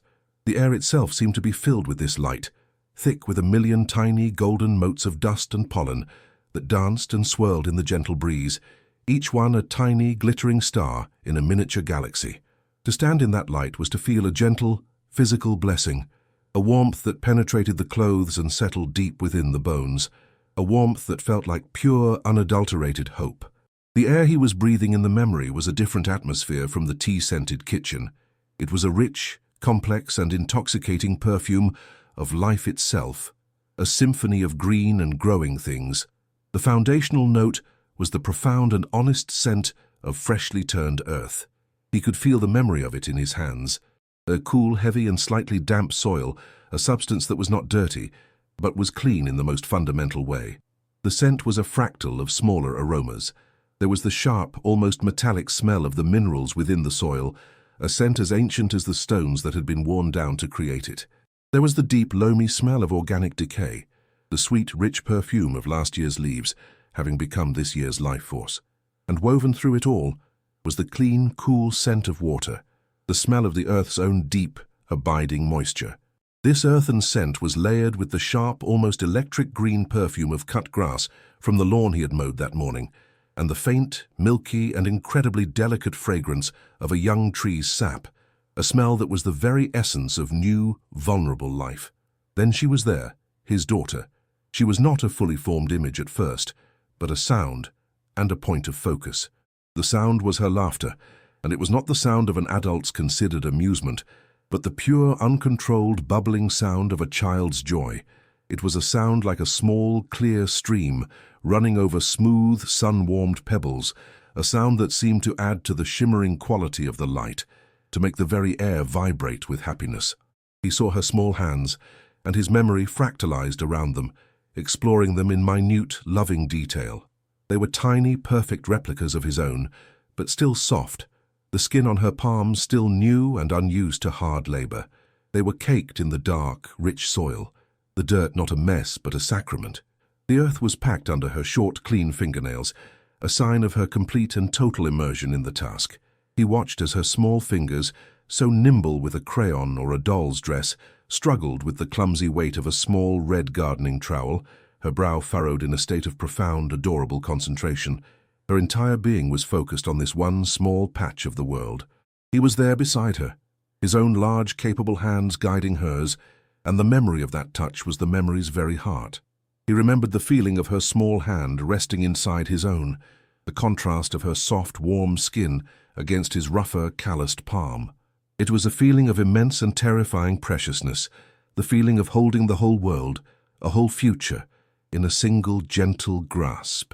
He remembered the weight of her leaning against him as they knelt together on the grass, her small, bony shoulder pressed against his arm, a gesture of complete and unspoken trust.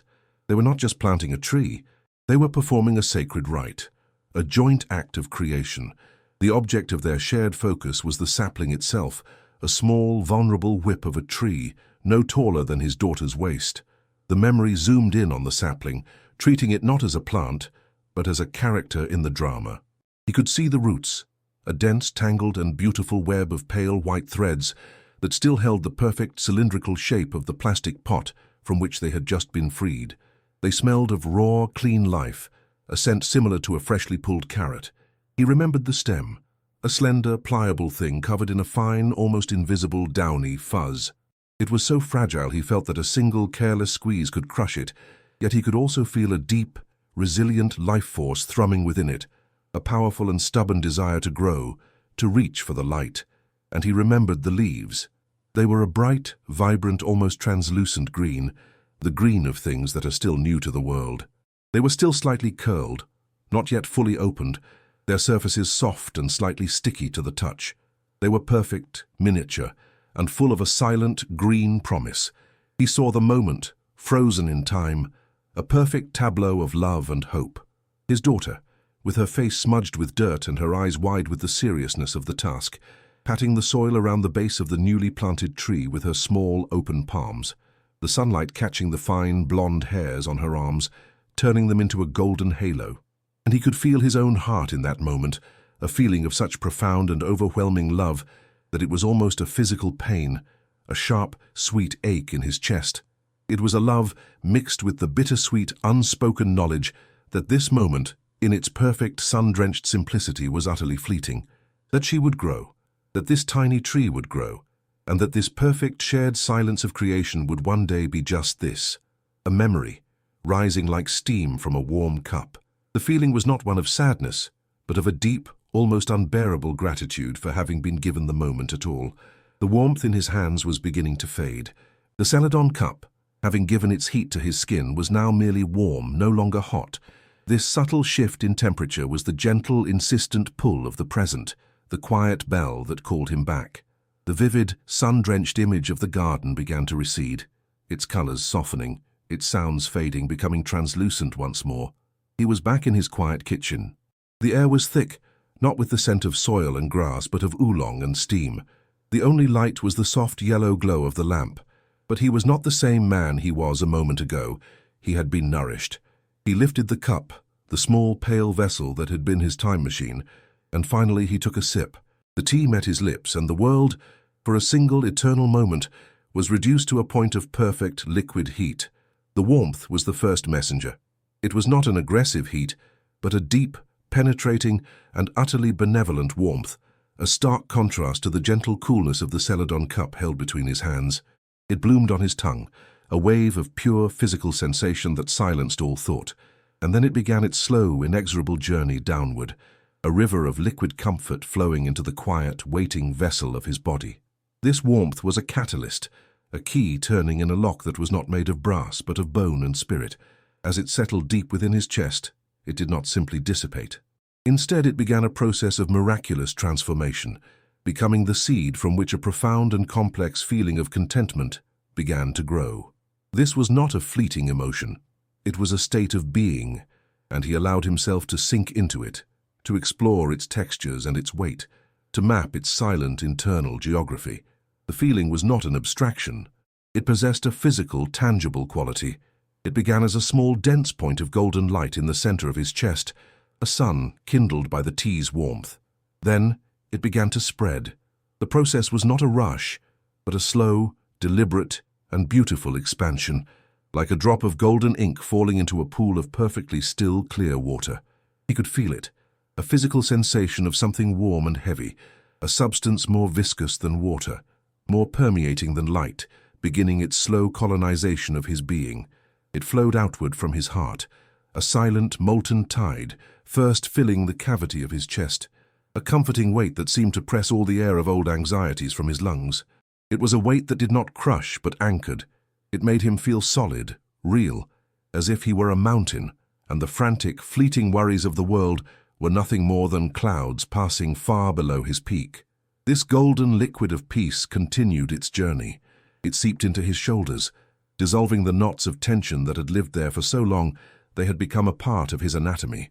He could feel the memory of that tension, a ghost of a stiffness, a faint echo of the immense, crushing weight of his former responsibilities. The warmth flowed over these ghosts, and they simply dissolved, leaving behind a state of profound and unprecedented release. It was the feeling of a great heavy armor, worn for a lifetime, being unbuckled and allowed to fall away, piece by resonant piece. The liquid warmth then began its slow, patient descent down his arms. It was a feeling like being submerged in a bath of perfectly warm water, the sensation of every muscle, every fiber, every nerve, letting go of its long-held guard. It flowed into his hands, the very hands that had just performed the ritual, and it pooled in his palms, a gentle humming energy. It made the celadon cup he was holding feel like a natural extension of his own body, a perfect conduit between the warmth without and the warmth within. The feeling was not just a liquid, it was also a place, a sanctuary he had entered within himself. As the contentment spread, it was as if he was no longer sitting in his kitchen, but in an idealized version of his own study, a room built not of wood and stone, but of silence and memory. The walls of this inner room were constructed from a profound and absolute quiet, a silence that had physical properties. It was a soft, absorbent material, like immense panels of deep black velvet, and it did not just block out the noise of the world, it actively drank it in. He could feel the last faint spectral echoes of his former life, the phantom ringing of a telephone, the urgent percussive chatter of a boardroom, the relentless aggressive hum of a city that never slept. And he watched as these sounds approached the velvet walls of his inner sanctuary and were simply, gently and completely erased. They did not echo, they did not rebound, they ceased to exist. The silence of this room had a weight, the comforting, reassuring weight of a heavy woolen blanket on a cold winter's night. It was a silence that did not feel empty, but felt full, a silence that was a presence in and of itself. And within this profound quiet, the only sound was the slow, steady, and metronomic beat of his own heart. It was no longer the frantic, racing rhythm of a man driven by deadlines and ambition. It had slowed to the same, patient and deeply reassuring cadence as the old mantel clock, a sound that was not measuring the frantic passing of time, but was marking its slow, graceful, and eternal unfolding. To exist within this silence was to be utterly and completely safe, to be in a fortress whose walls were utterly impenetrable because they were built from his own cultivated peace. Within this silent inner room, the emotion of contentment began to resolve itself into a more active, more specific feeling, a deep and overwhelming sense of gratitude. The gratitude was not a fleeting thought, a simple thank you whispered to the universe. It was the very furniture of this inner room. It was the act of slowly, deliberately walking through this sanctuary and touching each object within it, acknowledging its beauty and its worth. The first object his inner hand reached for was the memory of his daughter in the garden. The memory which had just visited him was not a fleeting image, but a permanent foundational piece of this inner world. It was a great, smooth, and impossibly warm stone that sat in the center of the room, radiating a gentle, golden light. This light was the source of the room's warmth. The gratitude he felt was the act of placing his hands on this stone, of feeling its texture, its solidity, its unwavering heat. It was a gratitude for the memory itself, for the fact that he had been given such a perfect moment to preserve. But it was also a gratitude for the fact that he now had the silence, the stillness required to truly appreciate it, to visit it not as a hurried ghost, but as a welcome guest. His gratitude then turned its attention to a different object in the room, his own body. He felt a profound sense of thanks for his own senses, for the simple, miraculous apparatus that allowed him to experience the world. He was grateful for his hands, not for their past power, but for their present ability to feel the contrast between the hot cup and the cool air, to feel the texture of a leaf, the weight of a tool. He was grateful for his nose, for its ability to discern the complex, layered story within the steam of the tea. He was grateful for his eyes, for their ability to perceive the subtle, hypnotic dance of the steam, the deep, luminous beauty of the amber liquid. In his former life, his senses had been mere servants to his ambition, tools to be used to read reports and assess situations, their deeper abilities dulled and neglected, like fine instruments left in a dusty case. Now he felt as if he was inhabiting them for the first time. The gratitude was a feeling like taking a soft cloth and slowly, gently wiping away a lifetime of grime from a series of beautiful stained glass windows, allowing the pure, unfiltered light of the present moment to finally shine through in all its vibrant, breathtaking color. Finally, his inner gaze settled upon the largest and most paradoxical object of his gratitude. It was not a presence, but an absence. In a corner of his silent inner room stood a great ghostly armor, the one he had worn for so long. He could see it clearly in his mind's eye, the heavy, polished breastplate of his professional reputation, the immense, burdensome pauldrons of his corporate responsibility, the suffocating helmet of his public persona. He could still remember, with a clarity that was almost painful, the immense, crushing weight of it all, the constant, chafing pressure, the way it restricted his breathing, the way it separated him from the real, tactile world. His gratitude, in this moment, was not for the armor itself, but for the profound, almost unimaginable relief of having finally, willingly, taken it off. The feeling of gratitude was for the lightness in his own shoulders, for the freedom to breathe deeply, for the ability to feel the sun and the air directly on his own skin. He was grateful not for what he had gained in his life, but for what he had had the wisdom to let go of. This was the most complex and most profound gratitude of all, a thankfulness for the beautiful, peaceful and life-giving void that his renunciations had created. He sat there, a quiet man in a quiet kitchen, but inside he was an emperor, presiding over a vast and peaceful kingdom of his own making. The golden liquid of contentment had filled him to the brim. The silent inner room was secure, its treasures acknowledged and appreciated. He was not thinking, not remembering, not planning. He was simply being. The separation between the man and the feeling had dissolved. He was not feeling content. He was contentment. He was the golden liquid. He was the silent room. He was the deep, abiding peace. He slowly raised the cup to his lips and took another longer sip of the now warm tea. The external act was a simple, quiet confirmation of the profound internal reality. The contentment was no longer a process of becoming. It was a state of perfect, unwavering and silent being. The final sip of tea was not an ending, but a transition. It was a long, slow and deliberate drawing in of the last of the warmth, a final liquid communion. He held the empty cup in his hands for a long moment afterward, the pale celadon vessel now a repository not of tea, but of a quiet, resonant heat that was slowly, gracefully fading. It was a cooling ember, and its gradual return to the ambient temperature of the room was a gentle physical signal that the heart of the ritual had passed. A state of perfect, uncluttered peace had been achieved, and all that remained was the epilogue, the gentle, meditative restoration of order, an act of closing the circle, of leaving the world as quiet and as ready as he now felt within himself. He began the process of rising, and the movement was a perfect echo of his earlier ascent from the armchair, yet it was imbued with a different quality. The first rising had been one of serene anticipation. This one was one of serene completion. His hands cradling the small empty cup, placed it gently upon the dark wood of the side table, the sound a soft, muted click of ceramic on oak, a sound of punctuation. Then, just as before, his palms found the arms of the chair, and he began the slow, fluid process of unfolding his body, of negotiating with gravity not as a burden but as a partner in a slow dance. The leather sighed its deep, familiar farewell as his weight lifted, a sound not of complaint, but of a duty fulfilled. He stood, feeling the solid, honest floorboards beneath his feet, his body feeling not heavy, but grounded, not tired, but deeply and profoundly settled. His journey back to the kitchen was a slow, deliberate procession. He gathered the waiting implements, his hands moving with the unhurried grace of a monk tending to a temple's altar. First, he lifted the teapot, its weight now lessened, but its surface still radiating a deep and benevolent warmth. Then, his other hand retrieved the small cup from the side table. He held them apart, one in each hand, careful not to let them clink together, treating them not as mere dishes, but as sacred objects whose service was now complete. He walked through the pools of soft lamplight, his own shadow a long, silent attendant.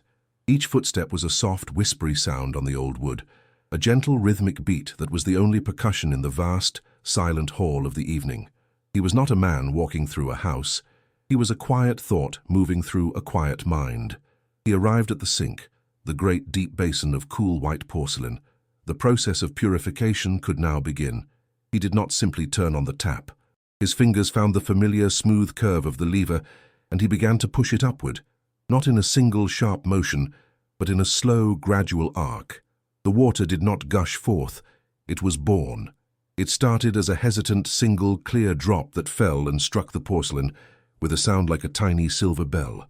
Then, as the pressure increased, it became a thin, wavering thread of liquid, and finally it blossomed into a full, steady, and almost completely silent stream, a solid, unbroken column of liquid crystal. He adjusted the lever until the water was not cold, but tepid, a temperature that would not shock the still warm ceramic of the pot and cup. The first to be cleansed was the cup. He held it under the stream, and the water flowed over its pale, curved surface, a clear, shimmering veil. It was a beautiful sight, the water clinging to the glaze, making the celadon seem even deeper and more luminous. He turned the cup slowly in his hand, ensuring every surface was touched by the living water. Then his thumb and his thumb alone became the instrument of cleaning. He did not use soap or a sponge. He simply placed his thumb inside the cup and began a slow, circular, meditative motion. He could feel the impossible smoothness of the wet glaze under his skin, a sensation of pure, frictionless movement. He was not scrubbing away dirt, for there was none. He was gently erasing the last invisible spectral traces of the tea, a ritual act of wiping the slate clean, of returning the vessel to its original state of pure, empty readiness. Next came the teapot, a more complex and intimate cleansing. First, he had to release the leaves to return them to the world. He lifted the lid and swirled the contents, the dark, unfurled leaves dancing one last time in the remaining amber liquid. He then tilted the pot over the drain, and a stream of tea and leaves poured forth. He watched them go, a small, dark, swirling galaxy of organic matter disappearing down into the darkness. It was not a disposal, but a committal, a return of the leaves to the great unseen underground rivers of the world, a final, beautiful offering. He then held the empty pot under the warm stream, letting the water fill its belly. The sound of the water filling the hollow chamber was a deep, muffled, resonant gurgle, a sound that was full of a gentle, final melancholy. He swirled the water within, his fingers reaching inside to wipe the smooth, curved walls, and then he poured it out, a final, perfectly clear stream. The pot was now empty. Its soul, the tea, was gone. It was once again a simple, beautiful, hollow form. The drying was its own slow, deliberate ritual. He took a clean, dry cloth from a drawer. It was a simple square of soft white linen, its texture a landscape of a simple, honest weave. He began with the cup. He did not simply wipe it. He enfolded it in the cloth, the soft, absorbent fibers seeming to drink the moisture from the ceramic surface. The process was a gradual transformation of the cup's appearance, from the high, wet gloss of the freshly rinsed glaze to the soft, gentle, almost matte sheen of its perfectly dry state. He polished it in a slow, circular motion, and the cup responded with a faint, high-pitched, almost musical squeak, the sound of absolute perfect cleanliness. The teapot required a more patient, more thorough drying. He used one corner of the large cloth to dry the exterior, his hand following its every curve, from the broad, generous belly to the elegant, arching spout and the sturdy, looped handle. He paid special attention to the small crevices where water might hide. Then he used the dry heart of the cloth to reach deep inside the pot, a more difficult, more intimate task. His hand, wrapped in the soft linen, filled the interior, wiping and polishing the unseen inner walls, ensuring that no trace of dampness remained. He withdrew his hand, and the pot was now transformed. It was no longer a vessel of warmth and flavor, but an object of cool, dry, and placid beauty, its purpose fulfilled, its energy now dormant, at peace. The final act of the epilogue was the return of the objects to their home. He carried the dry, clean vessels back to the tall, narrow cabinet in the alcove. His hand found the small brass knob, and the door swung open with its familiar, silent grace, revealing the quiet, ordered world within. He did not simply place the teapot on the shelf. He guided it to its designated space, a small circle of faint wear on the dark wood that was its own personal footprint. The pot settled into its place with a soft, solid, and deeply satisfying sound of ceramic meeting wood. It was a sound of finality, of a journey's end. He then placed the small cup beside it, where it rejoined a neat, waiting row of its identical brethren. The small, almost inaudible clink was a sound of reunion, of a soldier returning to the ranks. He placed the lid on the black tin of oolong leaves, sealing the rich, earthy fragrance within, and slid it back into its own shadowed niche. The restoration of order was complete. He swung the cabinet door closed. The soft click of the magnetic catch was the final word of the last sentence of this small, perfect chapter. The world was now clean, quiet, and at rest, and so was he. The man was now gone from the room, his quiet presence having retreated to the unseen upper chambers of the house, leaving the downstairs world to its own deep and ancient life. The space was not empty, it was merely unoccupied, and in this state it began a slow, subtle process of returning to itself. The human element, the gentle disturbance of movement and ritual had ceased, and now the house could settle into its own fundamental rhythm, a state of being dictated not by the beat of a human heart, but by the slow, inexorable passage of the night. The focus of the world contracted, pulling away from the grand narrative of a man's life and choices, and began to zoom in with a slow and patient lens on the small, secret lives of the objects and the energies that remained. The first and most powerful presence to reassert its dominance was the moonlight. It began its entry into the room not as a flood, but as a slow exploratory tendril of pale silvery light. It found a gap in the heavy curtains, a thin vertical slice of dunyaya, and through this opening it began to pour itself into the room's deep, velvety darkness. The light was not the warm, golden, and benevolent light of the afternoon sun. This was a different entity altogether. It was a cool, clean, and deeply ancient light, a light that seemed to carry within it the profound, absolute silence of the vast, empty spaces between the stars. It did not illuminate, it delineated, it did not reveal, it curated, choosing with a stark, artistic precision which surfaces to touch and which to leave to the absolute dominion of the shadow. This tendril of moonlight first found the old wooden floor. It did not lie upon the surface as a simple patch of brightness, but instead engaged in a deep and intimate conversation with the material itself. The light was a cartographer, and the floor was its ancient, undiscovered country. The moonlight traced the long, meandering lines of the oak's grain, turning them into rivers of liquid silver, flowing through a dark, featureless land. It found a small, circular knot in the wood, a point of old world resistance from a long-vanished branch, and it transformed this simple imperfection into a luminous, ghostly eye staring up into the darkness. It discovered the tiny, almost invisible scratches and dents left by a century of footsteps, filling these minute valleys with a pale, milky light, creating a delicate, intricate web of detail that the sun's harsher light would have utterly obliterated. The floor was no longer a simple, functional surface. Under the moon's cool, analytical gaze, it had become a vast topographical map of its own long, silent history.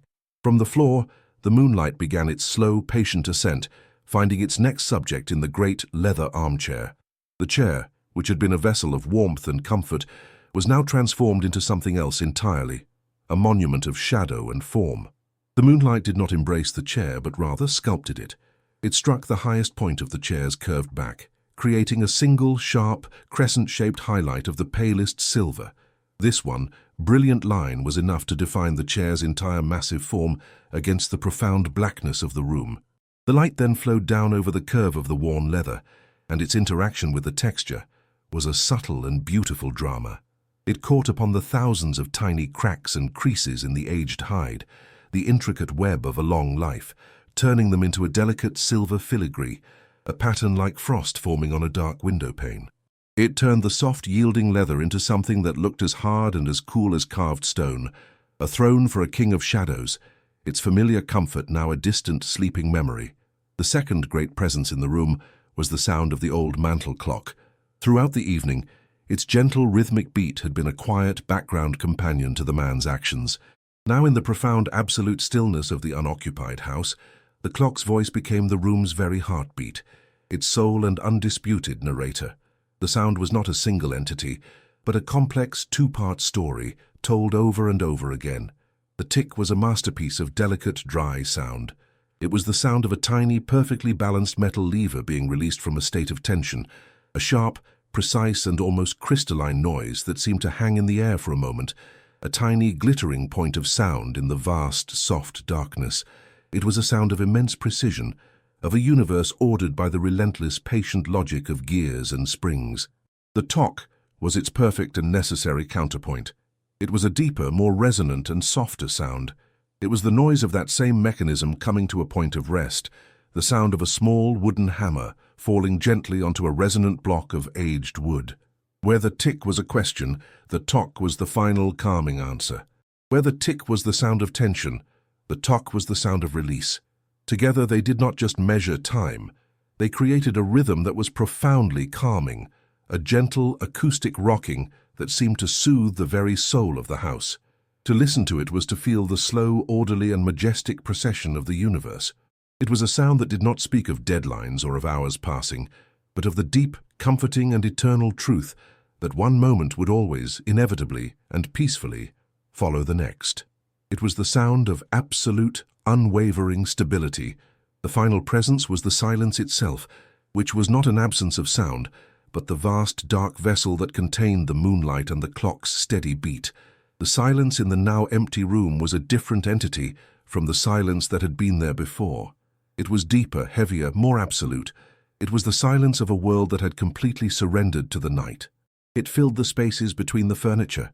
It pooled in the dark corners. It rose to the high, unseen ceiling. It had a physical quality, a tangible weight, like a fine, soft, and impossibly heavy blanket of dark grey dust settling over everything. It absorbed the small residual echoes of the day, the ghost of a footstep, the memory of a voice, the faint spectral whisper of the tea's fading aroma. The silence was a great, slow, and gentle process of erasure, a return to a state of perfect, primordial stillness. The house was no longer a home for a man. It was a vessel for the moonlight, a resonator for the sound of time, and a sanctuary for a silence so deep and so profound that it felt like the very breathing of a sleeping world. The house was at rest.